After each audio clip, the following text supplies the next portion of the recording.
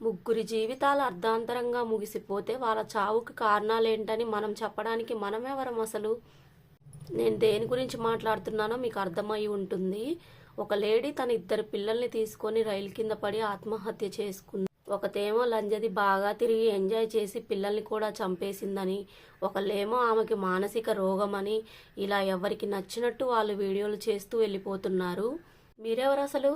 తన వ్యక్తిగత విషయాలన్నీ మీకు తెలియడానికి తన ఫ్యామిలీ డాక్టరా, లేకపోతే తన ఫ్యామిలీ మెంబర్సా మీరు? ఇంట్లో వాళ్ళందరూ మంచోళ్ళేనంట, భర్త మంచోడే, తల్లి మంచిదే, ఆర్థికంగా ఏ ఇబ్బందులు లేవు. ఎందుకు చనిపోయిందో తేల్చడానికి పోలీసులు ఉన్నారు, కోర్టులు ఉన్నాయి. అసలు మీరెవరండి మధ్యలో తన మానసిక వ్యాధితో బాధపడుతుందని చెప్పడానికి?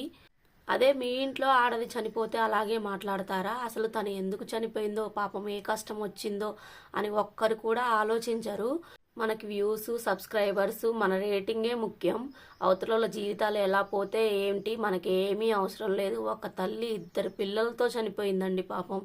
అసలు తనకి ఎంత కష్టం వచ్చిందో, ఆ పిల్లలు ఆ చావుకి ఎలా ఒప్పుకున్నారో, వీటికి కారణాలు ఏంటో మనకు అవసరం లేదు. మనకి రేటింగ్స్ వస్తే చాలు ఛానల్కి. అసలు ఏం సమాజంలో బతుకుతున్నాం మనం? అసలు మన బతుకులు, తన చుట్టూ ఉన్న ప్రపంచం ఎలా ఉందో తనకి మాత్రమే తెలుసు.